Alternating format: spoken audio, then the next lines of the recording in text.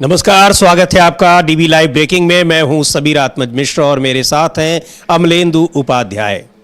महाराष्ट्र में एक हफ्ते 8 दिन बीत गए हैं, लेकिन सरकार गठन को लेकर अभी भी स्थिति स्पष्ट नहीं हो रही है। पूर्ण बहुमत और भारी बहुमत के साथ जीत हासिल की है महायुति गठबंधन ने, लेकिन इस जीत के बावजूद मुख्यमंत्री कौन होगा अब तक तय नहीं हो पा रहा है। हालांकि अब कल ये भी खबर आ गई है कि शपथ ग्रहण समारोह 5 दिसंबर को होगा। ये खबरें आई हैं भारतीय जनता पार्टी की ओर से। शपथ ग्रहण की जगह भी आजाद मैदान जो मुंबई का है वो तय कर दिया गया है। यह भी कहा गया है कि उसमें प्रधानमंत्री नरेंद्र मोदी भी शिरकत करेंगे और भी तमाम बातें कही गई हैं। सिर्फ यही एक बात नहीं कही गई है कि शपथ आखिर लेगा कौन, एकनाथ शिंदे लेंगे या फिर देवेंद्र फडणवीस लेंगे या फिर कोई और नेता लेगा। भारतीय जनता पार्टी की बात करें तो भारतीय जनता पार्टी में अभी विधायक दल के नेता का भी चयन नहीं हुआ है और एकनाथ शिंदे गुट की शिवसेना का कहना है कि जब तक भारतीय जनता पार्टी में विधायक दल का नेता नहीं चुना जाता है तब तक वो इसको लेकर कुछ भी स्पष्ट नहीं करेंगे अपनी बात को। तो तमाम चीजें हैं और इस बीच एकनाथ शिंदे सतारा में अपने गांव जब अचानक पहुंच गए 2 दिन पहले, तब ये कयास लगने शुरू हो गए कि इसका मतलब सरकार गठन को लेकर महायुति गठबंधन में काफी कुछ चल रहा है और उसी की वजह है कि अब तक किसी नेता का नाम मुख्यमंत्री के तौर पर नहीं आ पाया है। सरकार गठन को लेकर जिस तरह से देरी हो रही है, 26 नवंबर को ही महाराष्ट्र विधानसभा का कार्यकाल समाप्त हो चुका है, तो अब विपक्ष कह रहा है कि वहां अगर मुख्यमंत्री नहीं तय हो पा रहा है, सरकार नहीं बन पा रही है, तो आखिर राष्ट्रपति शासन क्यों नहीं लगाया जा रहा है। क्योंकि संजय राउत जो शिवसेना के नेता है वो पहले ही कह चुके थे चुनाव से पहले ही कि तारीखें रखी इसलिए गई है कि अगर किसी को बहुमत नहीं मिलता है तो वहां राष्ट्रपति शासन लगाया जाएगा। लेकिन अब जबकि महायुति गठबंधन को भारी बहुमत हासिल हुआ है, फिर 26 नवंबर के आगे भी मुख्यमंत्री नहीं तय हो पा रहा है, बावजूद इसके वहां पर राष्ट्रपति शासन क्यों नहीं लगाया जा रहा है, यह सवाल पूछा है विपक्ष ने।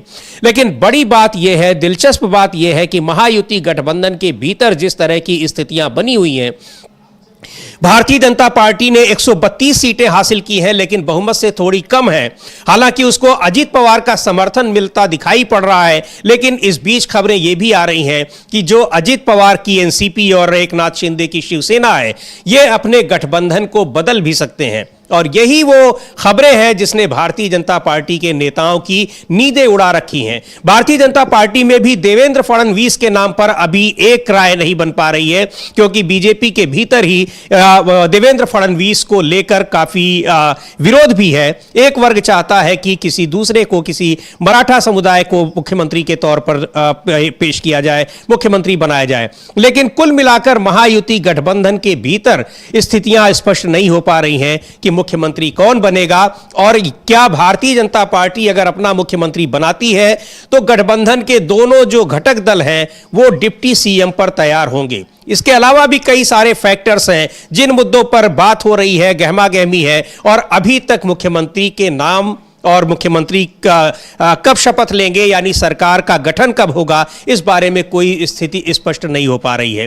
तो इसको संजय राउत ने कई सवाल उठाए हैं, शिवसेना के नेता हैं, उन्होंने कहा है कि आखिर जब सरकार नहीं बन पा रही है और महाराष्ट्र विधानसभा का पिछला कार्यकाल समाप्त हो चुका है, नई विधानसभा का गठन नहीं हो पा रहा है और सरकार नहीं बन पा रही है, तो राष्ट्रपति शासन क्यों नहीं लगाया जा रहा है। सुनते हैं एक बार संजय राउत को। लेकिन आपको बता दें कि इस मामले में भारतीय जनता पार्टी की ओर से यह बात जरूर आई है कि 5 दिसंबर को सरकार का गठन होगा, मुख्यमंत्री शपथ लेंगे, लेकिन मुख्यमंत्री कौन होगा यह बात अभी स्पष्ट नहीं हो पाई है। इस बीच यह भी कहा जा रहा है कि एकनाथ शिंदे उनकी तबीयत खराब जरूर हो गई थी, लेकिन शायद आज वो मुंबई पहुंचने वाले हैं। लेकिन इस बात की पुष्टि एकनाथ शिंदे की तरफ से या शिवसेना के किसी नेता की तरफ से आधिकारिक रूप से नहीं की गई है। तो बहुत सारी चीजें हैं, लेकिन संजय राउत के जो सवाल हैं अपनी जगह है, महत्वपूर्ण है कि इतने भारी बहुमत के बावजूद सरकार क्यों नहीं बन पा रही है महाराष्ट्र में। महाराष्ट्र में एक ऐसी सरकार सुप्रीम कोर्ट के प्रोटेक्शन में चली जो संविधान के खिलाफ घटना बाह्य सरकार थी, उनके लिए डीवाई चंद्रचूड़ जिम्मेदार है, सुप्रीम कोर्ट जिम्मेदार है। अब ये जो केयर टेकर गवर्नमेंट है वो भी संविधान के खिलाफ चल रही है। 10 दिन हो चुके हैं, उनके पास भारी बहुमत, भारी शैतानी बहुमत, अकेले बीजेपी के पास बहुमत, फिर भी अब तक ये लोगों ने राजभवन में जाकर सरकार बनाने का दावा नहीं किया है। क्यों? अगर अल्पमत में होते और हमारे पास बहुमत होगा तो हम बहुमत में होने के बावजूद ये लोग भाग भाग कर राजभवन में जाते और दावा ठोक देते कि हमारी बड़ी पार्टी। लेकिन अब बहुमत है, सब कुछ है, 10 दिन हो चुके हैं और सरकार बनाने का दावा तक ये लोग नहीं करते। अब तक ये उनके जो विधायक दल का नेता नहीं चुन पाए हैं, 10 दिन हो गए। हाँ, क्या चल रहा है? और उनके जो प्रदेश के अध्यक्ष है बीजेपी के मिस्टर बावनकुळे, वो नागपुर में बैठे वो आदेश देते हैं कि 5 तारीख को सरकार बनेगी, शपथ लेगी। क्या उनको राज्यपाल बनाया है क्या?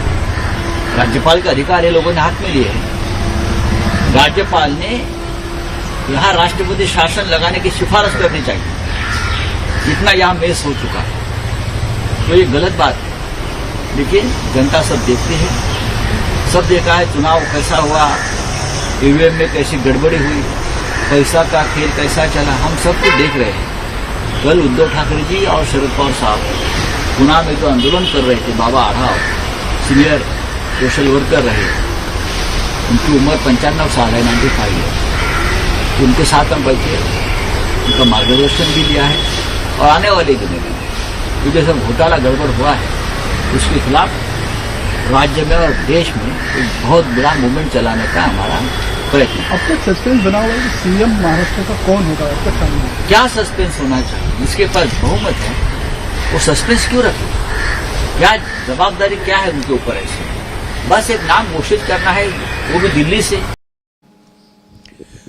तो बड़ा सवाल है उठा रहे हैं कि राष्ट्रपति शासन क्यों नहीं लगाया जा रहा है, और यह भी कह रहे हैं संजय राउत कि अगर उनके गठबंधन को बहुमत मिला होता तो अब तक इस तरह की मांग होने लगती। लेकिन एक बड़ी बात जो कही उन्होंने कि ईवीएम को लेकर वो सवाल पहले ही उठ रहे हैं कि जो ये भारी बहुमत मिला है वो कैसे मिला है। और आपको बता दें कि ईवीएम को लेकर और संविधान बचाने को लेकर दिल्ली में आज एक बड़ी रैली हो रही है, जिसमें कांग्रेस पार्टी के राष्ट्रीय अध्यक्ष मल्लिकार्जुन खड़गे भी शामिल होंगे। दिन में 2 बजे वो रैली प्रस्तावित है दिल्ली के रामलीला मैदान में, और उस रैली में ईवीएम के खिलाफ एक बड़ी रणनीति की बात, उसकी घोषणा होने की बातें हो रही हैं। तो संविधान बचाओ रैली और उसके बाद ईवीएम को लेकर जो देशव्यापी और महाराष्ट्र में जिस तरह से संजय राउत ने कहा कि राज्य में चलाया जाएगा आंदोलन, ये सारी चीजें बता रही हैं कि किस तरह से इंडिया गठबंधन ईवीएम के खिलाफ अब एकजुट है, और एकजुट ही नहीं बल्कि सड़कों पर उतर रहा है। उधर पुणे में बाबा आढ़व जो इसको लेकर अनशन पर बैठे हुए हैं, उनसे मिलने के लिए इंडिया गठबंधन के घटक दलों के तमाम नेता गए। संजय राउत ने बताया कि वो खुद गए, उसके अलावा शरद पवार गए, और कल उद्धव ठाकरे ने भी उनसे मुलाकात की, बात की, और इसको लेकर इन सभी नेताओं ने उनसे मार्गदर्शन लिया है। तो इसका मतलब यह है कि राजनीतिक दलों के अलावा ईवीएम को लेकर, यानी ईवीएम से चुनाव न कराए जाने को लेकर और बैलेट पेपर से ही, मतपत्रों से ही चुनाव कराए जाने को लेकर विपक्षी दलों में अब एक जबरदस्त आंदोलन की तैयारी हो रही है, जिसकी शुरुआत सामाजिक संगठनों की तरफ से बाबा आढ़व के रूप में पुणे से हो चुकी है, महाराष्ट्र से हो चुकी है। तो ये दोनों मसले ऐसे हैं जो इस समय भारतीय जनता पार्टी को, केंद्र सरकार को घेरे हुए हैं कि बहुमत हासिल करने के बावजूद महाराष्ट्र में सरकार क्यों नहीं बन पा रही है, और दूसरी ओर ये जो इतना भारी बहुमत आया है वो आया कैसे है। तो अमलेंदु जी, इसको लेकर आज दिल्ली में जो बड़ी रैली भी होने वाली है, इसका मतलब यह है कि अब इस मुद्दे पर इलेक्शन कमीशन के जवाब पर ही विपक्ष को भरोसा नहीं है। जवाब तो उसके जो पहले से आ रहे हैं वो वैसे भी विपक्ष के लिए भरोसे लायक नहीं है, जो विपक्ष का कहना है। लेकिन अब इसको जब आंदोलन के रूप में इसको जमीन पर इसको लेकर उतरने की तैयारी है, तो चुनाव आयोग भी कहीं ना कहीं अब पिघलता दिखाई पड़ रहा है। नहीं, चुनाव आयोग पिघलता दिखाई नहीं पड़ रहा है समीर जी, चुनाव आयोग फंसता दिखाई पड़ रहा है जी। और फंस रहा है तो अपने बचाव के रास्ते ढूंढ रहा है। अब जैसे कल जितेंद्र अवाड़ की एक बाइट हम लोगों ने शाम को न्यूज़ पॉइंट में सुनवाई थी, अगर हम लोग के पास होगी अभी भी उसको सुनवा सकते हैं, कि जो वीवीपैट मशीनों से मिलान की जो बात कही थी प्रत्याशियों ने, तो उनसे कहा गया कि जो चुनाव का डाटा था वो तो हमने वाइप आउट कर दिया है, उसको हमने मिटा दिया है, उसी मशीन से दोबारा डाटा डालकर आपको चेक करा देंगे। तो घपला तो उसी में जो आपने डाटा उड़ा दिया, आपने उड़ा कैसे दिया?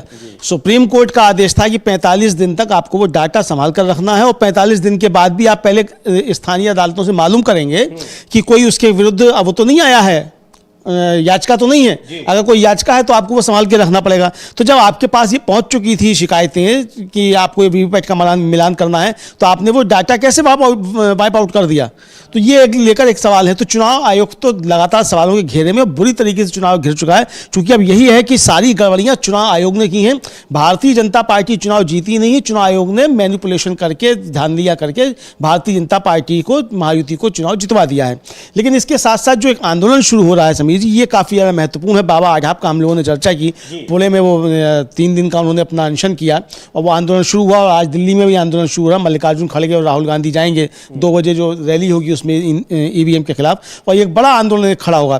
कल शरद पवार और उद्धव ठाकरे और अजीत पवार, ये तीनों लोग जाकर मिले हैं बाबा आढाव से। यानी अजीत पवार को भी ईवीएम मशीनों पे भरोसा नहीं है, भले ही उनकी सीटें जो है आ गई हैं इतनी ज़्यादा, छप्पर फाड़ के एकदम से कहा जाए, लेकिन उनको भी इस पर कोई भरोसा नहीं है कि ये ईवीएम मशीनें सही काम कर रही हैं। क्योंकि अजीत पवार तो पहले भी बाकायदा प्रेस कॉन्फ्रेंस कर चुके हैं एक बार राज ठाकरे के साथ मिलकर कि ये ईवीएम और वीवीपैट मशीनें हटाओ, चूंकि ये लोकतंत्र का अपहरण कर रही हैं। तो इस पर भरोसा किसी को नहीं है। चुनाव आयोग यहाँ साफ तौर पर घिरा हुआ नजर आ रहा है।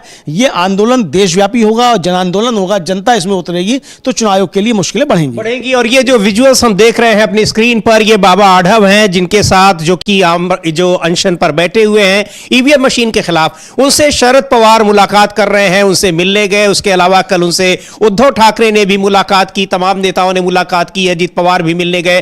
तो अब उसको लेकर वो इसी मांग को लेकर, 94 साल के हैं बाबा आढाव, सामाजिक कार्यकर्ता है और महाराष्ट्र में बहुत एक जाना पहचाना नाम है, वो इस मुद्दे पर अनशन पर बैठे हुए हैं कि इसके खिलाफ जागरूकता बढ़ाई जाए कि किस तरह से ईवीएम के जरिए चुनाव को मैनिपुलेट किया जा रहा है, धांधली की जा रही है और सरकार अपने पक्ष में परिणाम ला रही है, ये आरोप लगा रहे हैं। और उनका यह साफ कहना है कि चुनाव मतपत्रों से होने चाहिए। बाबा आढाव के बारे में बता दें, ये आप देख रहे हैं वहां संजय राउत भी हैं, उद्धव ठाकरे भी हैं और इससे पहले वहां मौजूद रहे शरद पवार रहे। तो उससे इंडिया गठबंधन के जो घटक दल हैं, सभी नेता उनसे बारी बारी से जाकर उनसे मुलाकात की है और एक तरह से वो कह रहे हैं कि अब जब उन्होंने जमीन पर उतरने की शुरुआत कर दी है, तो अब दूसरी तरफ उसका इंपैक्ट भी दिख रहा है कि किस तरह से अब आज संविधान जो बचाओ रैली है दिल्ली के रामलीला मैदान में, उसमें भी इसके खिलाफ एक बड़े आंदोलन की तैयारी को एक अंतिम रूप देने की बात कही जा रही है। इससे पहले मल्लिकार्जुन खड़गे ये साफ कर चुके हैं कि ईवीएम से अब चुनाव नहीं चाहिए, हमें सिर्फ और सिर्फ मतपत्रों से चुनाव चाहिए। आज की रैली में और किन मुद्दों पर बात होगी उसके बारे में बताया है कांग्रेस पार्टी के नेता उदित राज ने, पूर्व सांसद हैं और इस संविधान बचाओ रैली में जोर शोर से वो भाग ले रहे हैं और उन्होंने इसके बारे में बात की है। इसके अलावा वहां मल्लिकार्जुन खड़गे भी पहुंचेंगे, कांग्रेस के नेता। कांग्रेस और इंडिया गठबंधन के घटक दलों के तमाम नेताओं की मौजूदगी में यह रैली हो रही है, जिसमें संविधान बचाओ रैली उसको नाम दिया गया है।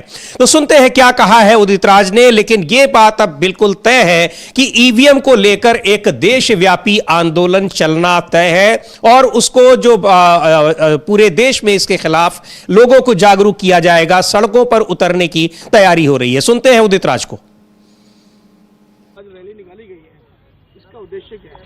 देखिए, संविधान खतरे में है और न केवल राजनीतिक दल ही इस सवाल को उठा रहे हैं, बल्कि नागरिक समाज, सिविल सोसाइटी उठा रही है। दलित, ओबीसी, माइनॉरिटी, आदिवासी संगठनों का परिसंघ डोमा जिसको कहते हैं, उसके माध्यम से आज आरक्षण बचाओ, संविधान बचाओ रैली है और जाति गणना होना चाहिए और ईवीएम हटनी चाहिए, वक्फ बचाओ होना चाहिए। ये सारे मुद्दे हैं और ये सब संविधान से संबंधित है। तो आज हमारे इस कार्यक्रम के मुख्य अतिथि खड़गे जी होंगे और अभी लोग आना शुरू किए हैं, पूरे देश से लोग आ जाएंगे और करीब 12-1 बजे तक सारे लोग आ जाएंगे। सर, कितने लोगों के आने की संभावना है?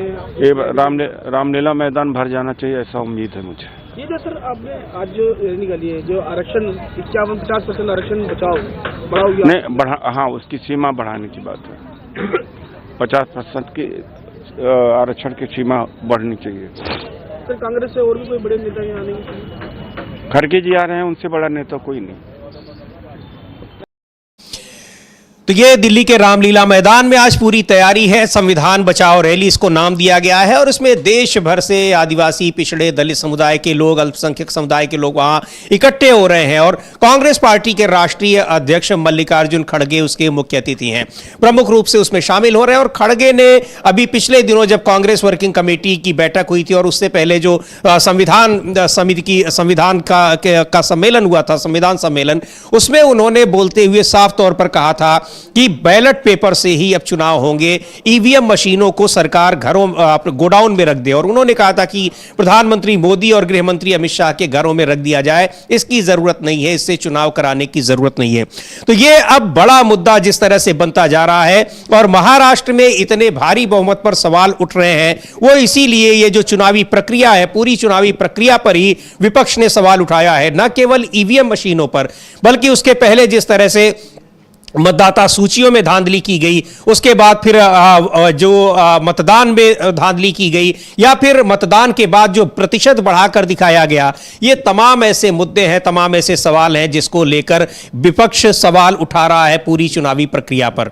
और महाराष्ट्र में चुनाव जो परिणाम आए हैं उसको वो मानने को तैयार नहीं है। लेकिन इतने भारी बहुमत के बावजूद महायुति गठबंधन में अगर सरकार बनाने को लेकर एक राय नहीं बन पा रही है तो जाहिर सी बात है कि विपक्ष उस पर हमलावर होगा और विपक्ष हमलावर है। इस बीच खबर यह भी आ रही है कि एकनाथ शिंदे अपने गांव सतारा में, उनका गांव है, वहां से वो मुंबई पहुंच गए हैं। अब उनका और क्या आगे खबर है अमलेंदु जी, और इसके बाद अब एकनाथ शिंदे क्या कदम उठाने जा रहे हैं, कुछ इस बारे में भी कुछ पता है या उन्होंने कोई बयान दिया है आने के बाद, मुंबई आने के बाद? नहीं, अभी कोई बयान नहीं आया। अभी एक अपुष्ट सूत्रों से खबर आई है कि वो रिकवर हो चुके हैं, उनको जो बुखार आया था बुखार उनका उतर गया है और वो मुंबई लौट रहे हैं, पहुंचने वाले हैं शायद मुंबई, ये सूचना आई है। अभी तक उनका कोई बयान नहीं आया है। इधर कल जिस तरीके से बीजेपी के जो वहाँ के प्रदेश अध्यक्ष हैं बावन कुले, उन्होंने घोषणा कर दी कि साहब 2 दिसंबर को बीजेपी संसदीय उसका विधायक दल का नेता चुना जाएगा और 5 दिसंबर को शपथ ग्रहण समारोह होगा।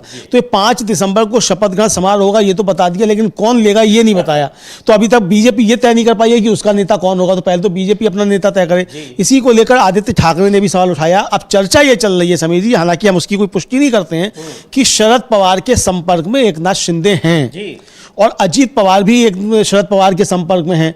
कल जो बाबा आढाप से जाकर शरद पवार के मिले हैं, उसके बाद फिर अजीत पवार भी जाकर मिले हैं, उद्धव ठाकरे भी जाकर मिले हैं। तो क्या ये कोई नई खिचड़ी पक रही है? अजीत पवार और एकनाथ शिंदे के बीच समझौता कराया जा रहा है कि बीजेपी छोड़ो और इधर आओ, और शिवसेना, उद्धव और कांग्रेस और एनसीपी शरद पवार जो हैं ये सब मिलकर कोई गेम कर रहे हैं। अब कोई नया गेम होने वाला है और एकनाथ शिंदे को बताया जा रहा है कि तुम्हारे पापों का प्रायश्चित अब यही होगा कि तुम लौट कर आ जाओ, मुख्यमंत्री भी बनो और बीजेपी से नाता तोड़ो। तो हो सकता है कि एकनाथ शिंदे इस पर कोई विचार कर रहे हो और इसीलिए लौटकर मुंबई पहुंच रहे हो कि अब आगे सब चीजें ठीक ठाक की जाए। जी बिल्कुल, उनके पार्टी के नेताओं ने कहा भी था कि जब एकनाथ शिंदे अपने गांव जाते हैं तो वहां फिर वो एक चिंतन करने जाते हैं और कोई बड़ा फैसला लेते हैं। क्या बड़ा फैसला लेते हैं? बिल्कुल आप सही कह रहे हैं अमलेंदु जी, इस तरह की खबरें आ रही हैं कि ये दोनों ही नेता यानी अजीत पवार और एकनाथ शिंदे शरद पवार के संपर्क में हैं। और ये लगातार ये खबरें महाराष्ट्र से आ रही हैं, तमाम जो राजनीतिक चिंतक हैं या फिर वहां तमाम रिपोर्टर्स हैं उनके जरिए ये बातें आ रही हैं कि जिस तरह से भारतीय जनता पार्टी ने उस इंडिया गठबंधन को तोड़कर और अब सरकार बनाई थी वहां पिछली बार, अब बहुमत पाने के बावजूद, इतना भारी बहुमत पाने के बावजूद कहीं ऐसा न हो कि यह गठबंधन खिसक कर चला आए इंडिया गठबंधन की ओर और भारतीय जनता पार्टी ही सरकार बनाने से चूक जाए। हालांकि भारतीय जनता पार्टी के भीतर भी मुख्यमंत्री पद को लेकर यानी विधायक दल के नेता पद को लेकर काफी कशमकश जारी है। किसको बनाया जाए? देवेंद्र फडणवीस के नाम की चर्चा जरूर हो रही है और वो केंद्रीय नेतृत्व के पसंदीदा कैंडिडेट भी हैं, लेकिन जिस तरह से महाराष्ट्र में उनका विरोध हो रहा है उसको देखते हुए इतना आसान नहीं है कि देवेंद्र फडणवीस को बीजेपी बना पाएगी।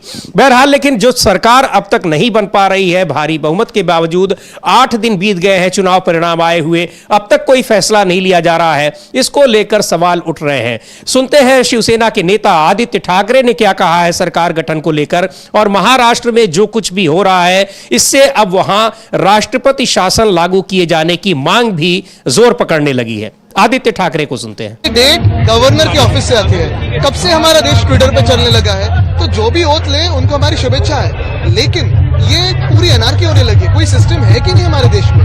ये किसी ने जाके क्लेम करना पड़ता है, फिर कहना पड़ता है कि हम गवर्नमेंट बनाएंगे, सरकार बनाएंगे, आंकड़े दिखाते हैं और फिर ये सब तय होता है। तो अभी कुछ हुआ है? उनका कुछ बयान नहीं दे। तो ये एनार्की हो रही है, यानी सिस्टम कुछ काम कर रहा है कि नहीं, या संविधान में जो चीजें कही गई हैं उसकी भी अनदेखी की जा रही है, सीधे तौर पर आदित्य ठाकरे का कहना है। लेकिन आदित्य ठाकरे ने एकनाथ शिंदे पर कुछ नहीं कहा अमलेंदु जी, ये बहुत हैरानी की बात है। हालांकि एकनाथ शिंदे उन्हीं की पार्टी से गए विद्रोही नेता हैं, उनके बारे में कहते भी क्या, लेकिन जिस तरह से बताया जा रहा है कि शरद पवार के संपर्क में सभी ये नेता हैं, तो इसको लेकर आदित्य ठाकरे की चुप्पी भी कुछ कह रही है।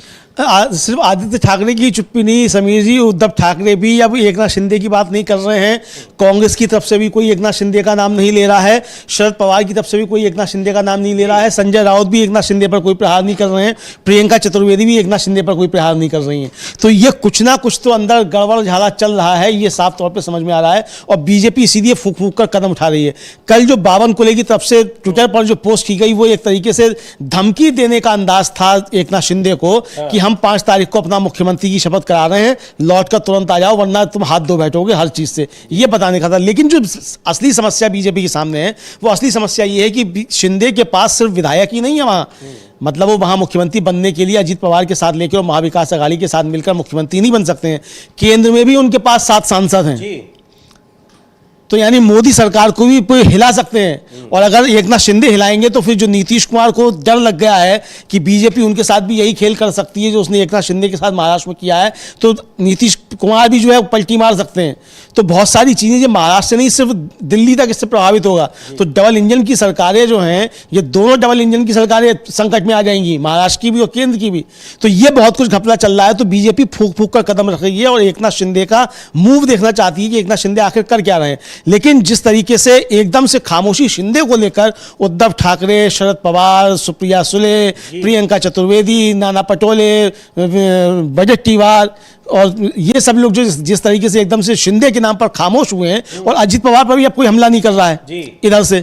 जो भी हमले हो रहे हैं वो या तो फडणवीस पे हो रहे हैं, या बीजेपी पर हो रहे हैं, या मोदी और शाह पर हो रहे हैं। तो ये साफ तौर पे एक संकेत मिल रहा है कि तैयारियां शुरू हो चुकी हैं, और ऐसे ही तैयारियां शुरू होती हैं समीर जी। जी बिल्कुल। और इस बीच में जब अचानक गए एकनाथ शिंदे अपने गांव, अचानक कब गए दर्शकों को बता दें, उन्हें मालूम भी होगा लेकिन बता दें उसको कि गृह मंत्री अमित शाह के घर पर जब दिल्ली में बैठक हुई, उसकी एक तस्वीर वायरल हुई जिसमें एकनाथ शिंदे बहुत खामोशी के साथ दिख रहे हैं और साफ दिखाई पड़ रहा है कि वो उस बैठक से कितने खुश हैं और कितने नाराज हैं या कितने व्यथित हैं। उस तस्वीर में, अगर वो तस्वीर हम चाहेंगे कि उसको यहां पर लाएं स्क्रीन पर, और उसमें देवेंद्र फडणवीस और अमित शाह बड़े प्रसन्न दिखाई पड़ रहे हैं, लेकिन एकनाथ शिंदे बहुत मायूस दिख रहे हैं। उस तस्वीर के वायरल होने के अगले दिन यानी शुक्रवार को मुंबई में बड़ी बैठक होने वाली थी महायुति गठबंधन की, लेकिन एकनाथ शिंदे ने सारे अपने कार्यक्रम रद्द कर दिए। अचानक वो सतारा में अपने गांव पहुंचे। ये मैं इसी तस्वीर की बात कर रहा हूं जो इस समय स्क्रीन पर आपको दिखाई पड़ रही है। इस तस्वीर में आप एकनाथ शिंदे की भाव भंगिमा देख सकते हैं। उनकी बॉडी लैंग्वेज बहुत कुछ कह रही है और उनकी बॉडी लैंग्वेज भी बहुत कुछ कह रही है। साथ में देवेंद्र फडणवीस और अमित शाह की बॉडी लैंग्वेज भी काफी कुछ कह रही है। इसके बाद ही अपने तमाम कार्यक्रमों को रद्द कर सतारा पहुंच गए, अपने गांव पहुंच गए एकनाथ शिंदे, और गांव पहुंचने के बाद फिर उनकी तबीयत खराब हुई। लेकिन आज बताया जा रहा है उनकी पार्टी के नेताओं की ओर से उनकी तबीयत अब ठीक है और वो मुंबई पहुंच रहे हैं। मुंबई पहुंचने के बाद तो ये पूरा घटनाक्रम जो रहा उससे ये साफ साबित हो गया कि भारतीय जनता पार्टी अपने ही नेता को, और उसमें भी देवेंद्र फडणवीस को, मुख्यमंत्री बनाने जा रही है। एकनाथ शिंदे को नहीं बनाएगी, और नहीं बनाती है तो दूसरा विकल्प डिप्टी सीएम का होगा। लेकिन एकनाथ शिंदे की पार्टी के नेताओं ने साफ तौर पर कह दिया कि डिप्टी सीएम एकनाथ शिंदे नहीं बनेंगे। अगर डिप्टी सीएम की बात आई तो कोई और नेता बनेगा। लेकिन अचानक एकनाथ शिंदे का अपने गांव पहुंचना, उसके बाद फिर यह सवाल खड़े होने लगे कि अब एकनाथ शिंदे हो सकता है कि सरकार में शामिल ना हो। लेकिन एकनाथ शिंदे सरकार में शामिल नहीं होंगे, जैसा अभी अमलेंदु जी बता रहे थे कि धमकी भरे अंदाज में महाराष्ट्र के बीजेपी के प्रदेश अध्यक्ष ने कहा कि 5 दिसंबर को शपथ ग्रहण समारोह होने जा रहा है। बावजूद इसके कि किसी नेता का नाम तय नहीं हुआ है, उन्होंने ये घोषणा कर दी। लेकिन बड़ा सवाल यही है कि एक नाथ शिंदे के पास 56-57 विधायक ही नहीं है महाराष्ट्र में, बल्कि लोकसभा में 7 सांसद भी हैं। और लोकसभा में इस समय एक एक सांसद की कीमत प्रधानमंत्री नरेंद्र मोदी से बेहतर कौन जान रहा होगा। तो वो इग्नोर नहीं कर सकते हैं एक नाथ शिंदे को किसी भी तरह से हटा देना, क्योंकि अगर अभी तो उनके पास स्थिति महाराष्ट्र में ऐसी है कि बहुमत के लिए उनको बहुत ज्यादा विधायकों की जरूरत नहीं है, और अगर अजीत पवार साथ में आते हैं तो बहुत आराम से सरकार बनेगी। लेकिन अजीत पवार भी जिस तरह से बताए जा रहे हैं कि शरद पवार के संपर्क में है, एक नाथ शिंदे भी शरद पवार के संपर्क में है। दूसरी ओर वहां जो सांसदों की स्थिति है उसको भी अगर देखा जाए तो यह भारतीय जनता पार्टी के लिए महाराष्ट्र से लेकर दिल्ली तक उसकी सत्ता हिलाने वाली स्थिति दिखाई पड़ रही है, और यह स्थिति भारतीय जनता पार्टी का केंद्रीय नेतृत्व कतई बर्दाश्त नहीं कर पाएगा। बिल्कुल समीर जी, ये बीजेपी का केंद्रीय नेतृत्व जो है वही फंस गया है। असली चाणक्य जो हैं वो महाराष्ट्र के नेता साबित हो रहे हैं, और बीजेपी के जो चाणक्य हैं वो फेल साबित हो रहे हैं। और अगर कामयाब होते तो अब तक वहाँ मुख्यमंत्री की घोषणा हो गई होती। भाई आखिर जो 23 नवंबर को चुनाव के परिणाम आ गए और आज 1 दिसंबर हो गई, तो आप अभी तक अपना वहाँ नेता क्यों नहीं चुन पाए? चलिए आप मुख्यमंत्री महायुति का नहीं चुन पाए, अपना तो विधायक दल का नेता चुन लेते। जी हाँ, चलिए एकनाथ शिंदे ने पेच फंसाया हुआ, मान लिया कि एकनाथ शिंदे की वजह से नहीं हो पा रहा, तो बीजेपी में नेता कौन चुनने से रोक रहा है? अपना नेता तो तय कर लो, यहां काहे की देर हो रही है? तो बीजेपी में बहुत सारे खेल अंदरूनी स्तर पर चल रहे हैं, और ये अंदरूनी स्तर के खेल जो बीजेपी में चल रहे हैं ये काफ़ी ज़्यादा संकट पैदा कर रहे हैं बीजेपी के लिए और नरेंद्र मोदी के लिए भी। इसका मतलब समीर जी साफ तौर पर समझा जा सकता है कि मोदी सरकार में भी सब कुछ ठीक ठाक नहीं चल रहा है। क्या मोदी और शाह में भी किन्हीं मुद्दों को लेकर आपस में चला चली हो गई है? क्या ऐसा भी कुछ है? अब बहुत सारे इफ एंड बट्स जो है वो लगाए जा रहे हैं, किंतु परंतु के आधार पर अब समीक्षाएं हो रही हैं, लेकिन एक चीज साफ समझ में आ रही है कि महाराष्ट्र में बीजेपी के चाणक्य फेल होते हुए फिलहाल नजर आ रहे हैं।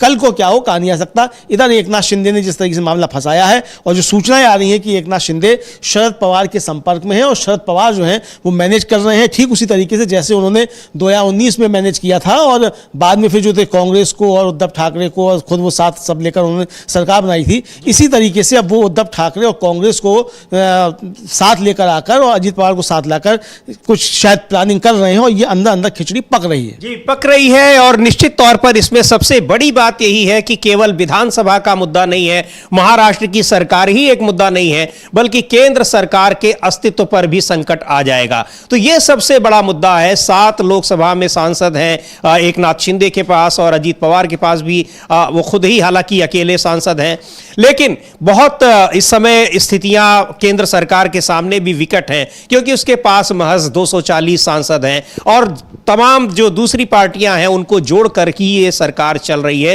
किसी तरह से उसको बहुमत हासिल है।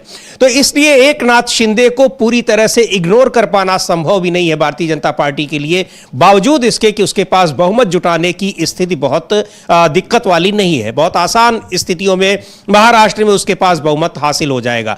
तो क्या हो रहा है महाराष्ट्र में ये देखने वाली बात है, लेकिन जिस तरह से महाराष्ट्र की राजनीतिक गतिविधियों को देखते हुए वहां राष्ट्रपति शासन लगाए जाने की बात हो रही है, उससे अब यह साफ साबित हो रहा है कि वहां महायुति गठबंधन में सब कुछ ठीक नहीं है, बल्कि बिल्कुल ठीक नहीं है। काफी उथल पुथल मची हुई है। कांग्रेस पार्टी के नेता प्रमोद तिवारी ने भी इस बात पर सवाल उठाया है कि आखिर सरकार इतना भारी बहुमत पाने के बावजूद सरकार गठन वहां पर क्यों नहीं हो पा रहा है, जबकि महायुति गठबंधन में जो स्थितियां दिखाई पड़ रही हैं तीनों दलों के बीच, वो चुनाव से पहले ही दिखाई पड़ रही थी, यानी एक दूसरे के प्रति विश्वास की कमी। सुनते हैं प्रमोद तिवारी को। इससे पहले भी 1999 में भी सरकार फॉर्मेशन को करीबन 1 महीना लगा था, इसमें कोई दिक्कत वाली? धोखेबाजी, विश्वासघात की, राजनीतिक गिरावट की कहानी है महायुति गठबंधन। पहले वर्तमान कार्यवाहक मुख्यमंत्री जी शिंदे साहब धोखा देते हैं अपने राजनीतिक गुरु के परिवार को, ठाकरे परिवार को। भाजपा उन्हें मुख्यमंत्री बनाती है, फिर जब इस्तेमाल कर लिया, उनको सब कुछ कर लिया, तो यूज एंड थ्रो पॉलिसी के तहत उनको निकाला और दूध में मक्खी की तरह फेंक दिया। विश्वासघात किया था शिंदे साहब ने, उसकी सजा भुगत रहे। मैं तो कहता हूं कि कौन मुख्यमंत्री बनेगा अभी तक तो यही लगता है कि भाजपा संख्या बल के आधार पर मुख्यमंत्री पद चाहती है। यही होगा अजीत पवार के साथ आगे चल के। तो भाजपा एक ऐसी पार्टी है जिसकी राजनीतिक में कहीं भी विश्वसनीयता नहीं है। वो अपनों को भी ऐसा करती है और पैराओं को भी करती है। जो कुछ हो रहा है महाराष्ट्र में, जिस तरह उभर कर सामने आ रहा है, वोट इतना पड़ा, इतने प्रतिशत पड़ा, 7-7, 8-8% का उभार, राजनीतिक भ्रष्टाचार की पराकाष्ठा हो गई है मतदान में भी भाजपा द्वारा। सर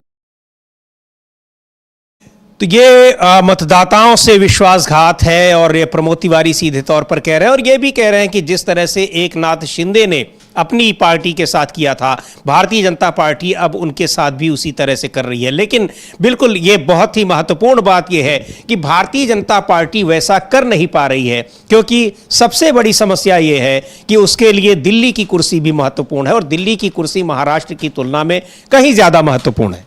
बिल्कुल समीर जी, महाराष्ट्र की तुलना में दिल्ली बीजेपी के लिए ज़्यादा महत्वपूर्ण है और मुंबई तो उसको चाहिए, महाराष्ट्र उसको चाहिए आज़ादी के लिए। जी। मोदी के लिए तो खुद दिल्ली ज़्यादा महत्वपूर्ण है ना। अगर मुंबई मिल जाए और अडानी का काम हो जाए और मोदी जी दिल्ली से रुखसत हो जाए तो किस काम की फिर अडानी और किस काम की मुंबई। तो इसलिए संकट जो है वो दिल्ली पर चूंकि आ गया है और अगर एकनाथ शिंदे की बात नहीं मानी जाती है तो दिल्ली की सरकार जो है वो संकट में पड़ सकती है, मोदी शाह संकट में पड़ सकते हैं। तो बीजेपी सारा कुछ गुणा भाग कर रही है। यानी अभी तक अगर बीजेपी का विधायक दल का नेता नहीं चुना जाता है तो बीजेपी यही तय नहीं कर पाई है कि उसको मुख्यमंत्री पद पर किसको बनाना है। तो फिर एकनाथ शिंदे पे काहे को डाला जा रहा है कि एकनाथ शिंदे की वजह से हो रहा है। लेकिन एकनाथ शिंदे एक चीज समझ गए हैं कि एकनाथ शिंदे को बीजेपी मुख्यमंत्री नहीं बनाएगी और एकनाथ शिंदे उप मुख्यमंत्री बनना नहीं चाहते।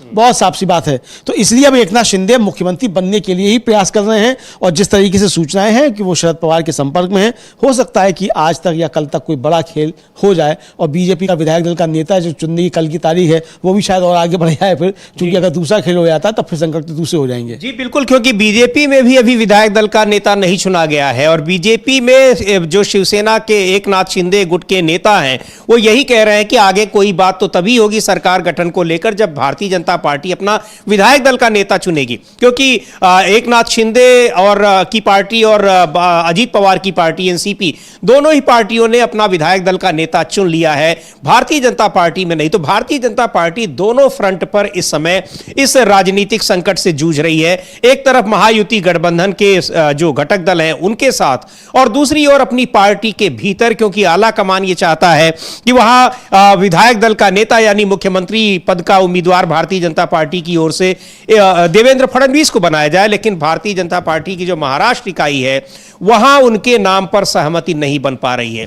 एक बड़ी मुश्किल स्थिति में इस समय बीजेपी आला कमान है, क्योंकि पिछले 10 साल में ऐसा शायद ही कभी हुआ हो जब आला कमान ने जो कहा हो उसको लेकर उस राज्य की इकाई में इस तरह से दिक्कतें पैदा की जा रही हों। यह बहुत बड़ा सवाल है और इसके पीछे एक बड़ा कारण यह है कि लोकसभा में भारतीय जनता पार्टी का 240 सीटों पर सिमटना। इसके पहले अमलेंदु जी कभी कोई स्थिति नहीं आई, एक बार के विधायक को बना दिया गया मुख्यमंत्री, किसी ने आवाज नहीं उठाई और किसी एक अननोन नेता को मुख्यमंत्री बना दिया गया, किसी ने आवाज नहीं उठाई। दूसरी पार्टी से आए किसी नेता को मुख्यमंत्री बना दिया गया, आवाज नहीं उठाई गई। यहां तक कि देवेंद्र फडणवीस को मुख्यमंत्री रह चुके थे, उनको डिप्टी चीफ मिनिस्टर बना दिया गया, कोई आवाज नहीं उठाई गई। शिवराज सिंह चौहान 1.5 दशक तक मुख्यमंत्री रहे करीब, लेकिन उनको एक झटके में हटा दिया गया और उनको कहा गया कि अब आप मुख्यमंत्री का चेहरा नहीं रहेंगे, कोई आवाज नहीं उठाई गई। लेकिन अब यह है कि महाराष्ट्र में जिस तरह से एक आला कमान के खिलाफ वहां की राज्य इकाई दिखाई पड़ रही है, वो भारतीय जनता पार्टी के लिए और खास तौर पर जो आला कमान है, शीर्ष नेतृत्व है, यानी प्रधानमंत्री मोदी और गृह मंत्री अमित शाह, उनके लिए एक बड़ी विकट स्थिति ये दिखाई पड़ रही है। बिल्कुल समीर जी, आपने सही सवाल उठाया कि आखिर पर्ची से आप चलिए मुख्यमंत्री नहीं निकाल पा रहे हैं, पर्ची से विधायक दल का नेता तो निकाल देते, वो भी नहीं निकल पा रहा। और देखिए देवेंद्र फडणवीस तो विधानसभा चुनाव शुरू होने से पहले ही वहाँ बीजेपी की बैठक जो हुई थी और वहाँ तय कर लिया गया था कि देवेंद्र फडणवीस के नेतृत्व में चुनाव लड़ा जाएगा, दिल्ली का दखल बर्दाश्त नहीं होगा, देवेंद्र फडणवीस ही सारी गठबंधन की बातें करेंगे, टिकट देवेंद्र फडणवीस बांटेंगे। ये बीजेपी की वहाँ की बैठक में तय हो चुका था महाराष्ट्र की जी।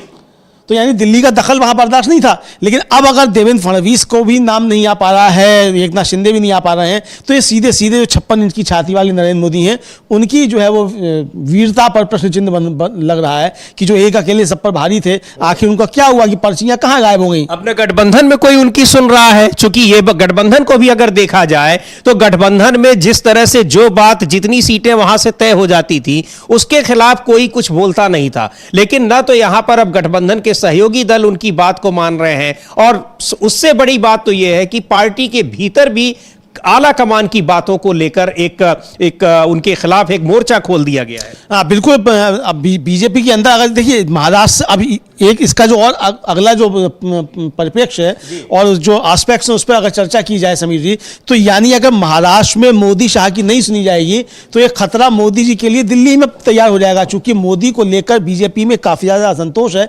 ये कहा जा रहा है कि मोदी जो है वो चुनाव जिताने की स्थिति में नहीं है। अगर राजीव कुमार ना होते तो महाराष्ट्र भी नहीं जीतते और हरियाणा भी नहीं जीतते जी।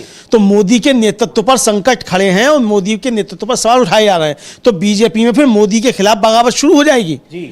तो महाराष्ट्र इसलिए और समझ में आ रहा है, तो इसलिए एकनाथ शिंदे के सामने दबना मोदी और शाह की मजबूरी है। नहीं दबेंगे तो संकट, और देवेंद्र फडणवीस को नहीं बनाते हैं तो संकट। तो ये बहुत सारे संकट अब मोदी शाह के सामने नजर आ रहे हैं। बहरहाल जो महाराष्ट्र का इस समय चल रहा है ये काफी ज्यादा दिलचस्प देखा जा सकता है। दिलचस्प देखा जा रहा है। पूरा जो राजनीतिक स्थिति वहां पर इस समय बनी हुई है वो बड़ी विकट स्थिति है भारतीय जनता पार्टी के लिए, और विपक्ष का लगातार दबाव है कि वहां राष्ट्रपति शासन लागू किया जाए, क्योंकि 26 नवंबर को ही वहां कार्यकाल समाप्त हो चुका है और अब तक सरकार नहीं बन पाई है महाराष्ट्र में। और दूसरी ओर ईवीएम के खिलाफ जिस तरह से मोर्चा खोल दिया गया है, चुनाव मतपत्रों से कराने के लिए जिस तरह से सड़कों पर उतरने की तैयारी कर रहा है विपक्ष, वो स्थिति भी भारतीय जनता पार्टी के लिए ठीक नहीं दिखाई पड़ रही है। लगातार चुनाव आयोग पर निशाना साधा जा रहा है। और जो पुणे में एक वयोवृद्ध समाज सेवी है बाबा यादव, वो जिस तरह से अनशन पर बैठे हुए हैं, इंडिया गठबंधन के घटक दलों के नेता जिस तरह से उनके पास पहुंच रहे हैं, उसको देखते हुए अब ये मुद्दा तूल पकड़ने जा रहा है। और आज जो रैली होनी है, संविधान बचाओ रैली दिल्ली के रामलीला ग्राउंड में, उससे भी एक बड़ा संदेश मिलने वाला है ईवीएम के खिलाफ और मतपत्रों से चुनाव कराए जाने को लेकर।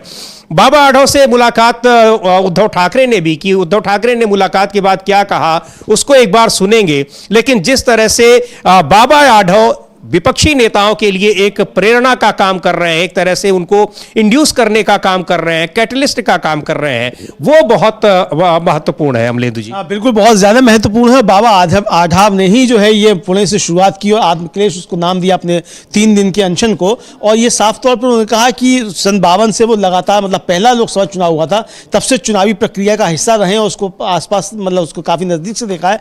इतना भ्रष्टाचार उन्होंने अपने जीवन में कभी नहीं देखा जितना भ्रष्टाचार इस महाराष्ट्र विधानसभा चुनाव में हुआ।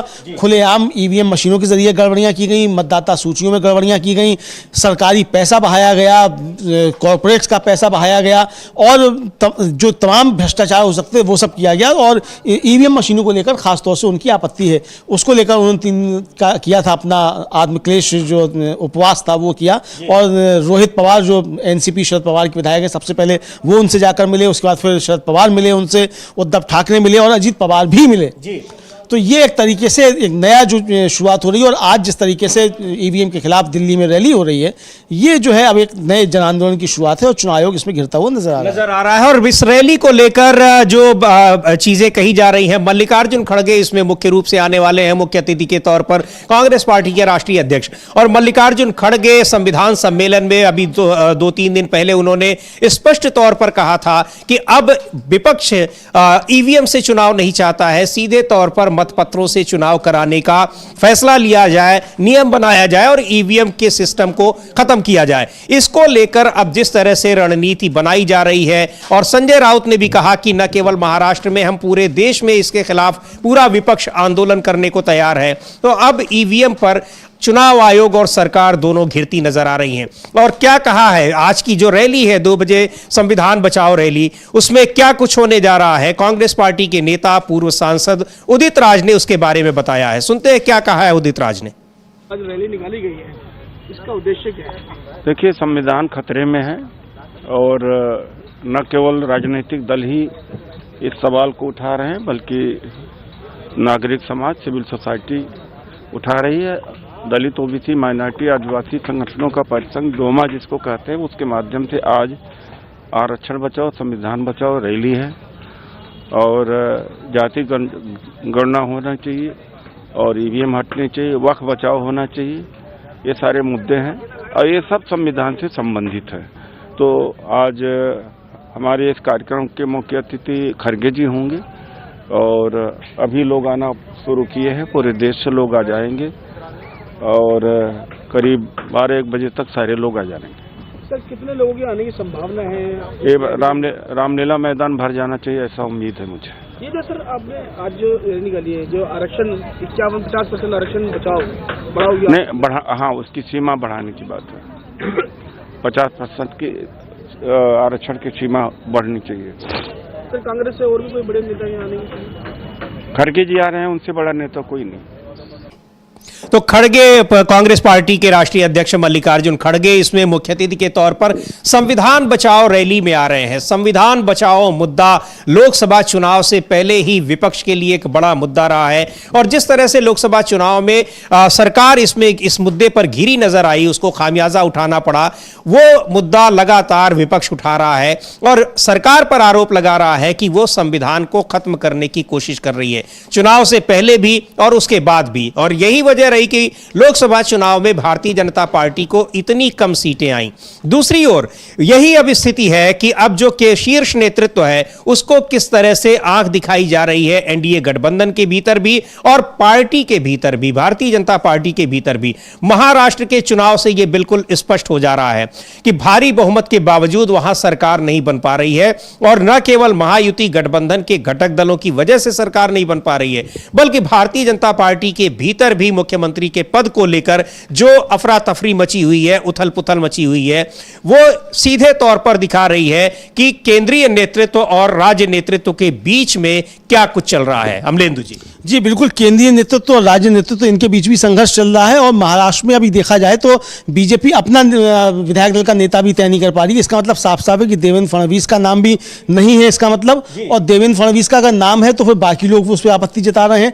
यानी बीजेपी अभी वहां 2 स्तर पर जूझ रही है, एक तो एकनाथ शिंदे से किस तरीके से निपटा जाए, दूसरा देवेंद्र फडणवीस का नाम है या किसी का भी नाम है तो बाकी लोगों को कैसे मनाया जाए। यानी उसके अंदर भी संकट जो है वो काफी ज्यादा समझे जा रहे हैं। समीर जी, तो इस संकट से किस तरह से निपट रही है, लेकिन आज जब रामलीला मैदान में आज देश भर से जो तमाम अलग अलग समुदाय के लोग हैं और उसमें जुट रहे हैं रामलीला मैदान में संविधान बचाओ रैली में, इसको लेकर भी ये भी भारतीय जनता पार्टी के लिए एक मुश्किल घड़ी हो सकती है क्योंकि संविधान के मुद्दे पर वो लगातार बैकफुट पर है। चुनाव से लोकसभा चुनाव से पहले ही और लोकसभा चुनाव में उसका खामियाजा भी उसको भुगतना पड़ा, उसकी सीटें जो इतनी कम हुई हैं, इसके पीछे एक बड़ी वजह संविधान को लेकर यानी संविधान के साथ जो छेड़छाड़ की जो के आरोप लग रहे थे उसकी वो वजह बताया जा रहा है। अब संविधान बचाओ रैली और संविधान सम्मेलन, विपक्ष लगातार इन सारे मुद्दे पर सरकार को घेरे हुए हैं। तो ये सब चीजें हैं, लेकिन महाराष्ट्र में जिस तरह से सरकार बहुमत के बावजूद नहीं बन पा रही है उसको लेकर विपक्ष हमलावर है। संजय राउत ने साफ तौर पर कहा है कि महाराष्ट्र में इस समय संवैधानिक संकट उत्पन्न हो गया है और वहां राष्ट्रपति शासन लागू होना चाहिए। उन्होंने यह भी कहा कि अगर कहीं यह स्थिति इंडिया गठबंधन के साथ हुई होती तो अब तक राष्ट्रपति शासन लागू हो गया होता, लेकिन चूंकि यहां पर सत्तारूढ़ पार्टी के साथ ऐसा हो रहा है और वो बहुमत के बावजूद अपने मुख्यमंत्री का चुनाव नहीं कर पा रही है, वहां पर इसलिए यहां पर राष्ट्रपति शासन की बात नहीं की जा रही है। क्या कहा है संजय राउत ने एक बार सुनेंगे, लेकिन अब महाराष्ट्र में राष्ट्रपति शासन की मांग जोर पकड़ने लगी है। और अमलेंदु जी, शायद यही वजह है कि बीजेपी के जो महाराष्ट्र के प्रेसिडेंट हैं उन्होंने कहा कि 5 दिसंबर तक हम जो है सरकार बना लेंगे। हालांकि उन्होंने ये नहीं बताया कि शपथ लेगा कौन। उन्होंने शपथ ग्रहण की तारीख भी बता दी, शपथ ग्रहण की जगह भी बता दी, कौन कौन आएंगे ये भी बता दिया, लेकिन ये नहीं बताया कि उस दिन शपथ लेगा कौन। बिल्कुल, अभी तक ये नहीं बताया शपथ कौन लेगा। और जब आप बता रहे हैं कि 5 तारीख को शपथ होगी, तो इसका मतलब आपको मालूम है कौन शपथ लेगा, तो अभी बता दीजिए कि कौन शपथ लेगा, लेकिन ये बता नहीं पा रहे हैं। तो इसका मतलब समझिए, साफ तौर पे समझा जा सकता है कि ये दिक्कत जो है वो बीजेपी के अंदर अभी है, और बीजेपी अपने अंदर की चीजें जो हैं वो सॉर्ट आउट नहीं कर पा रही है। बाहर की बातें तो छोड़ दीजिए, अजीत पवार से किस तरीके से निपटेगी या एकनाथ शिंदे से किस तरीके से निपटेगी, ये उसकी समझ में नहीं आ रहा है। इधर ईवीएम को लेकर जो समीर जी लगातार बातें चल रही हैं, अब वो राहुल गांधी की पुरानी 2 बाइट्स जो है, जो इंडिया गठबंधन की शिवाजी पार्क की जो रैली थी मुंबई की, उस समय भी जो उन्होंने कहा था, और जिस समय कहा था कि राजा की जान जो है वो ईवीएम में है, तो वो काफी ज्यादा वायरल हो रही है। और मुंबई की एक रैली में उन्होंने ईवीएम और अडानी को लेकर था, मोदी पर काफी ज्यादा प्रहार किया था, वो भी ज्यादा वायरल हो रही है। और मल्लिकार्जुन खड़गे ने तो साफ साफ अभी 26 नवंबर को जो उनका तालकटोरा स्टेडियम में संविधान रक्षक सम्मेलन था, उसमें साफ तौर पर कह दिया था कि हमको ईवीएम से चुनाव नहीं चाहिए, बैलेट पेपर से ही चुनाव चाहिए। और भाई ये ईवीएम मशीनों को ले आके मोदी क्या रख दो, शाह क्या रख दो, अहमदाबाद में किसी गोदाम में रख दो, हमको ये नहीं चाहिए। वो बाइट हम लोगों के पास होगी, हम उसको सुनवा भी सकते हैं, राहुल गांधी की भी और मल्लिकार्जुन खड़गे की भी। समीर जी, मल्लिकार्जुन खड़गे को सुनवाते हैं। उन्होंने साफ तौर पर कहा था कि अब हमें ईवीएम से चुनाव नहीं चाहिए, इलेक्ट्रॉनिक वोटिंग मशीन से चुनाव नहीं चाहिए, चुनाव चाहिए हमें मतपत्रों से। इलेक्ट्रॉनिक वोटिंग मशीन को आप रख दीजिए गोडाउन में, क्या कहा उसको हम सुनते हैं। लेकिन अब ईवीएम के खिलाफ विपक्ष एक बड़े आंदोलन की तैयारी में साफ दिखाई पड़ रहा है। और केवल ईवीएम नहीं, बल्कि इस जो पूरी चुनावी प्रक्रिया है, जिस तरह से चुनाव आयोग उसको संचालित कर रहा है, उस पूरी प्रक्रिया पर ही सवाल उठ रहे हैं। मल्लिकार्जुन खड़गे को सुनते हैं। मैं एक बात करूंगा, वो जरूर करूंगा, और हमारे अपोजिशन लीडर राहुल गांधी जी भी इसको मानेंगे। अरे हमारा सब जितनी भी शक्ति लगा के SC ST OBC गरीब तबके के लोग, छोटे कम्युनिटी के लोग, ये लोग जो अपना वोट दे रहे हैं, वो वोट फजूल जा रहा है। नहीं, वो ईवीएम छोड़ दो, हमको ईवीएम पीवीएम कुछ नहीं, हमको होना बैलेट पेपर पे वोट, बस।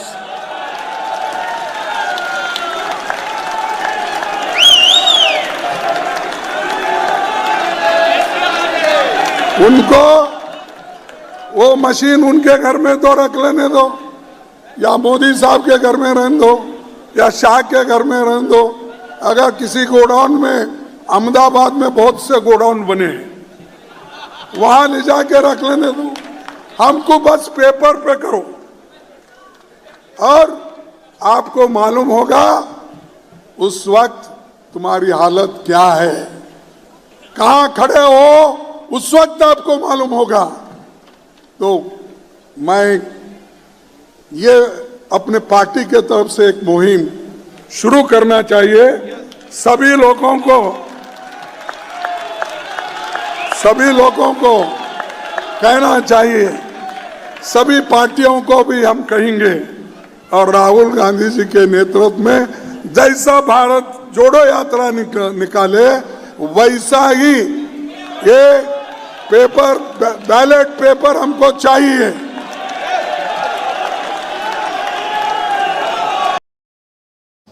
तो बैलेट पेपर चाहिए, ये 26 नवंबर को संविधान सम्मेलन में कहा मल्लिकार्जुन खड़गे ने, और संजय राउत भी लगातार ये बात कह रहे हैं।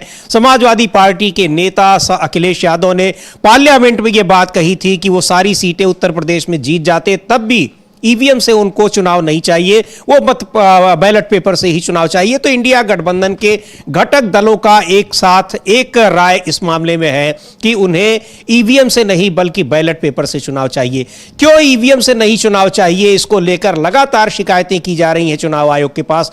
कांग्रेस पार्टी अलग से कर रही है, और पूरा का पूरा इंडिया गठबंधन वो अलग से शिकायत कर रहा है, लेकिन चुनाव आयोग की तरफ से उसका कोई एक संतोषजनक उत्तर नहीं दिया जा रहा है।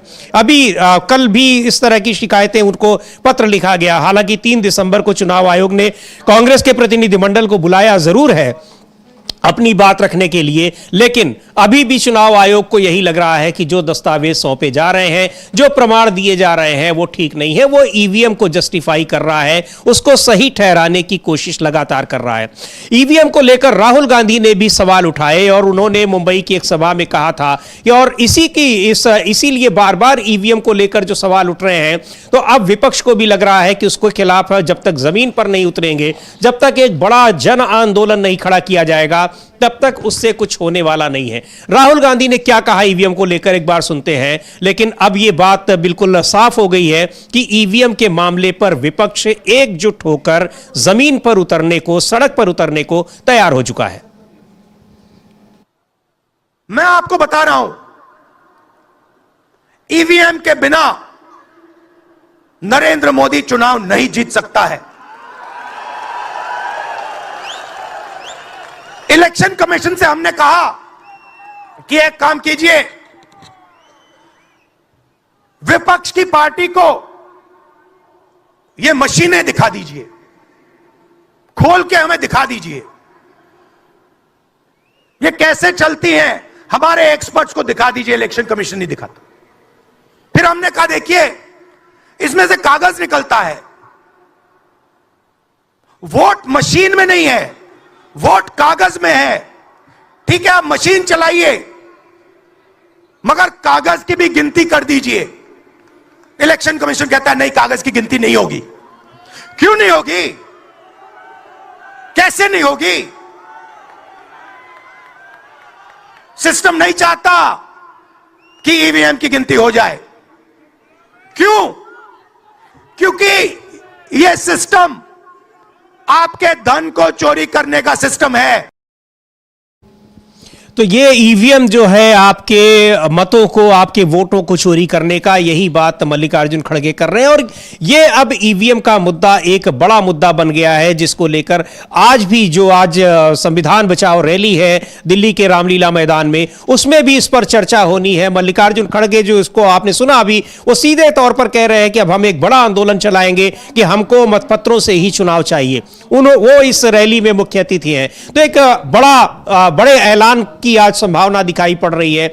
और जिस तरह से महाराष्ट्र में इंडिया गठबंधन के घटक दल बार बार इस चीज पर जोर दे रहे हैं, इस बात पर उनका ये कहना है कि चुनाव जो है वो मतपत्रों से हो। महाराष्ट्र में जो कुछ भी हुआ है वो पूरी तरह से चुनावी प्रक्रिया में धांधली की गई है, हेरफेर किया गया है, उसकी वजह से हुआ।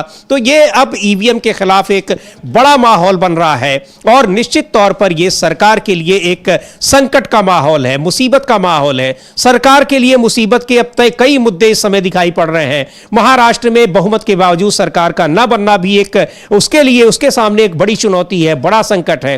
कैसे इसका हल निकलेगा? लेकिन विपक्ष कह रहा है कि वहां पर अगर इस तरह का राजनीतिक संकट बना हुआ है, संवैधानिक संकट बना हुआ है, तो राष्ट्रपति शासन क्यों नहीं लागू हो रहा है? तो कई सारे मुद्दे हैं, लेकिन आज सबकी निगाहें इस बात पर लगी हैं कि आज की संविधान बचाओ रैली में क्या घोषणा होती है। बिल्कुल समीर जी, आज की संविधान बचाओ रैली में क्या घोषणा होती है, इस पर सबकी निगाहें टिकी हुई हैं। ईवीएम को लेकर आंदोलन शुरू हो चुका है, मोर्चा खुल चुका है ईवीएम के खिलाफ। चुनाव आयोग सीधे सीधे सवालों के घेरे में है, सवालों के घेरे में नहीं है बल्कि निशाने पर अब चुनाव आयोग है कि चुनाव आयोग ही गड़बड़ी कर रहा है। इससे पहले राहुल गांधी का एक 13 मार्च का इसी साल का महाराष्ट्र का ही एक वीडियो भी और वायरल हो रहा है समीर जी, जिसमें वो साफ तौर पर कह रहे हैं कि पूरा हिंदुस्तान कह रहा है ईवीएम हटाओ, ईवीएम में कमी है। हम चुनाव आयोग के पास गए, वो सुनने को तैयार नहीं है। हम लोग इसको भी सुन सकते हैं कि राहुल गांधी ने मार्च में ही महाराष्ट्र में ही कहा था ईवीएम मशीनों को लेकर, और ईवीएम से खेल जो है वो हो गया महाराष्ट्र में विधानसभा चुनाव में। तो अब ये एक बड़ा मुद्दा ईवीएम का जो है बनता जा रहा है और ईवीएम के खिलाफ आंदोलन की शुरुआत हो रही है। ये जन आंदोलन पूरे देश में फैलेगा। ये सिर्फ अब नेताओं के बयानों में या ट्विटर पे ट्वीट में जो है ये सिमट कर नहीं रहेगा। अब ये सड़कों पर जो है आंदोलन होता हुआ दिखाई देगा। जी बिल्कुल, बयान में और चुनाव आयोग से शिकायत में सिमटा नहीं होगा। ये सड़क पर उतरने को अब तैयार है विपक्ष, और तैयार ही नहीं बल्कि मजबूर है। मजबूर इसलिए है कि जिस तरह से सामाजिक संगठनों का दबाव है, मतदाताओं का दबाव है, आम नागरिकों का दबाव है, तो विपक्ष को भी सड़कों पर आना ही होगा। सुनते हैं क्या कहा था तो मार्च में मुंबई में राहुल गांधी ने ईवीएम को लेकर। ईवीएम हटाओ, ये पूरा हिंदुस्तान कह रहा है कि ईवीएम में कमी है। हम इलेक्शन कमीशन के यहां गए,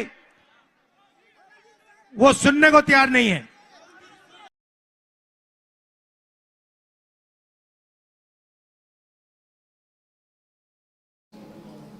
तो इलेक्शन कमीशन सुनने को तैयार नहीं है। इलेक्शन कमीशन में हरियाणा विधानसभा चुनाव के जो नतीजे आए थे, कांग्रेस पार्टी ने साफ तौर पर कहा था कि हमें स्वीकार नहीं है, क्योंकि जो स्थितियां वहां पर थीं उसके बिल्कुल उलट नतीजे आए थे।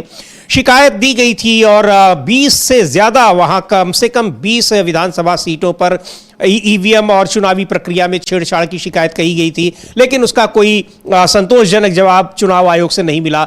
महाराष्ट्र में तमाम शिकायतें की गई हैं। संजय राउत का दावा है कि 450 से ज्यादा शिकायतें मिली हैं चुनावी प्रक्रिया में छेड़छाड़ की, लेकिन चुनाव आयोग से कोई उसका जवाब नहीं मिल रहा है। और अब इस मुद्दे पर जिस तरह से पुणे में बाबा आढाव ने अपना आंदोलन शुरू किया है, उन्होंने जिस तरह से राजनीतिक दलों को, विपक्षी दलों को एक संकेत किया है कि आपको इसके खिलाफ जमीन पर उतरना है, और इंडिया गठबंधन के घटक दलों ने जिस तरह से वहां एकजुटता दिखाई है, और आज की जो ये रैली हो रही है, संविधान बचाओ रैली, तो इसमें भी कोई बड़ा संदेश मिलने जा रहा है। यह साफ है कि ईवीएम के मुद्दे पर अब विपक्ष सड़कों पर उतरने को तैयार है, और सड़कों पर ही उसको अब ईवीएम के खिलाफ लड़ाई लड़नी होगी, ये उसको पता है, क्योंकि इसमें सबसे ज्यादा विपक्षी दलों के नेताओं से ज्यादा आम नागरिकों का, आम लोगों का, सामाजिक संगठनों का जोर है। उनकी यह ज्यादा मांग है कि ईवीएम के खिलाफ आंदोलन चलाया जाना चाहिए, और यह आंदोलन जाहिर तौर पर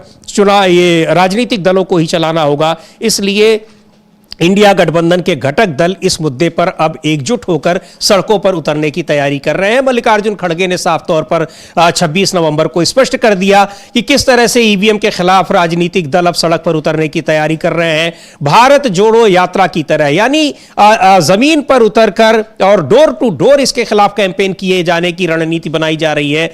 न केवल कुछ जगहों पर रैली निकालकर या फिर सभा कर, बल्कि इस मामले में जगह जगह जाकर एक एक व्यक्ति से मिलकर इसके खिलाफ लोगों को जागरूक करने की तैयारी है। बिल्कुल समझिए, और जागरूक करने की तैयारी है, और जन आंदोलन भी खड़ा करने की तैयारी है। पहले जागरूक किया जाएगा, जब लोग जागरूक होंगे तो जन आंदोलन भी खड़ा होगा। अब जिस तरीके से बाबा आढाव जो है वो 3 दिन के आत्मक्लेश उपवास पर बैठे, तो इसी तरीके से जगह जगह और लोग भी इस तरीके की चीज़ें सब शुरू होंगी। जब ये सब चीज़ें शुरू होंगी तो एक बड़ा जन आंदोलन पूरे देश भर में खड़ा होगा, और जब जन आंदोलन खड़ा होगा तो चुनाव आयोग की धांधलियाँ जो हैं उन पर फिर रोक लगाने के लिए लोग बाहर निकलेंगे, और चुनाव आयोग को झुकना पड़ेगा। उसको अपनी संवैधानिक जिम्मेदारी निभानी पड़ेगी, उसको मोदी, शाह या बीजेपी का गुलाम नहीं होना है। ये बात जनता समझाएगी चुनाव आयोग को। जी बिल्कुल। और महाराष्ट्र में जिस तरह से जो धांधली की शिकायतें हो रही हैं, पूरी चुनावी प्रक्रिया में धांधली की शिकायतें हो रही हैं, चुनाव आयोग ने बुलाया जरूर है कांग्रेस पार्टी के प्रतिनिधिमंडल को, लेकिन कांग्रेस पार्टी कोई बहुत आशान्वित होगी ऐसा लगता नहीं है, क्योंकि हरियाणा में जिस तरह की जो शिकायतें थी और उसका जो जवाब दिया चुनाव आयोग ने, उसको देखते हुए यह लगता है कि बहुत संतोषजनक उत्तर शायद ही मिल पाए। लेकिन यह दबाव है, और जिस तरह से चुनाव आयोग के खिलाफ और ईवीएम के खिलाफ, चुनावी प्रक्रिया के खिलाफ जमीन पर उतरने की तैयारी में विपक्ष है, उसका यह दबाव है कि कम से कम चुनाव आयोग ने प्रतिनिधिमंडल को शिकायतें सुनने के लिए बुलाया तो है। वो समझेंगे और क्या करेंगे। लेकिन महाराष्ट्र में जीत के बावजूद अगर सरकार नहीं बन पा रही है तो यह एक बड़ा संवैधानिक संकट है, ऐसा विपक्ष का कहना है। और इसमें संजय राउत मांग कर रहे हैं कि राष्ट्रपति शासन क्यों नहीं लगाया जा रहा है महाराष्ट्र में। क्यों मांग कर रहे हैं राष्ट्रपति शासन की? सुनते हैं संजय राउत को, और कह रहे हैं कि यहां पर जो संवैधानिक संकट है, 26 नवंबर को विधानसभा का कार्यकाल समाप्त हो चुका है, सरकार नहीं बन पा रही है, बहुमत के बावजूद नहीं बन पा रही है, तो यहां राष्ट्रपति शासन क्यों नहीं लगना चाहिए। महाराष्ट्र में एक ऐसी सरकार सुप्रीम कोर्ट के प्रोटेक्शन में चली जो संविधान के खिलाफ घटनाबाह्य सरकार चली, उनके लिए डीवाई चंद्रचूड़ जिम्मेदार है, सुप्रीम कोर्ट जिम्मेदार है। अब ये जो केयर टेकर गवर्नमेंट है वो भी संविधान के खिलाफ चल रही है। 10 दिन हो चुके हैं, उनके पास भारी बहुमत, भारी शैतानी बहुमत, अकेले बीजेपी के पास बहुमत, फिर भी अब तक ये लोगों ने राजभवन में जाकर सरकार बनाने का दावा नहीं किया। क्यों? अगर अल्पमत में होते और हमारे पास बहुमत होगा तो हम बहुमत में होने के बावजूद ये लोग भाग कर राजभवन में जाते और दावा ठोक देते कि हमारी बड़ी पार्टी। लेकिन अब बहुमत है, सब कुछ है, 10 दिन हो चुके हैं और सरकार बनाने का दावा तक ये लोग नहीं करते। अब तक ये उनके जो विधायक दल का नेता नहीं चुन पाए हैं, 10 दिन हो गए। हाँ, क्या चल रहा है? और उनके जो प्रदेश के अध्यक्ष हैं बीजेपी के मिस्टर बावनकुळे, वो नागपुर में बैठे वो आदेश देते हैं कि 5 तारीख को सरकार बनेगी, शपथ लेगी। क्या उनको राज्यपाल बनाया है क्या? राज्यपाल का अधिकार ये लोगों ने हाथ में लिए हैं। राज्यपाल ने यहाँ राष्ट्रपति शासन लगाने की सिफारिश करनी चाहिए। इतना यहाँ मेस हो चुका है, तो ये गलत बात है। लेकिन जनता सब देखती है, सब देखा है चुनाव कैसा हुआ, ईवीएम में कैसी गड़बड़ी हुई, पैसा का खेल कैसा चला, हम सब कुछ देख रहे हैं। कल उद्धव ठाकरे जी और शरद पवार साहब चुनाव में तो आंदोलन कर रहे थे। बाबा आढ़ाव सीनियर सोशल वर्कर रहे, उनकी उम्र 95 साल है, 95 है। उनके साथ हम बैठे, उनका मार्गदर्शन भी लिया है।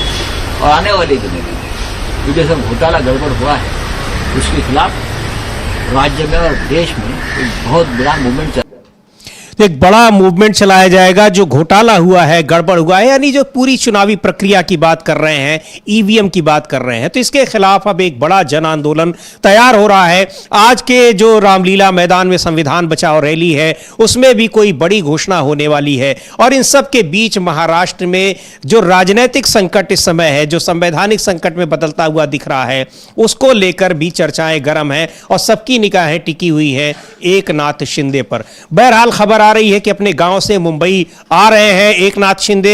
उसके बाद उनका क्या रुख रहता है, किस तरह से वो महायुति गठबंधन में शामिल होंगे, नहीं होंगे, मुख्यमंत्री नहीं बनाया जाता है फिर भी किस रूप में शामिल होंगे, ये सारी चीजें देखने वाली बात होंगी। और दूसरी ओर जो ये चर्चाएं भी चल रही हैं कि वो गठबंधन से अलग भी जा सकते हैं, यानी दूसरे गठबंधन की ओर भी रुख कर सकते हैं, उस तरफ भी निगाहें लोगों की लगी हुई हैं। तो सारा दारोमदार इस समय जो महाराष्ट्र का पूरा राजनीतिक संकट है, उसके केंद्र बिंदु हैं एकनाथ शिंदे।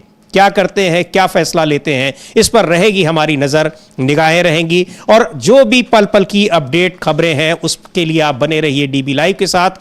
हमारे जो नियमित कार्यक्रम हैं उन्हें देखते रहिए और रिपोर्ट विश्लेषण के लिए डीबी लाइव के साथ आप बने रहिए। अब इस कार्यक्रम को यहीं समाप्त करने की दीजिए अनुमति मुझे और अमलेंदु उपाध्याय को। नमस्कार।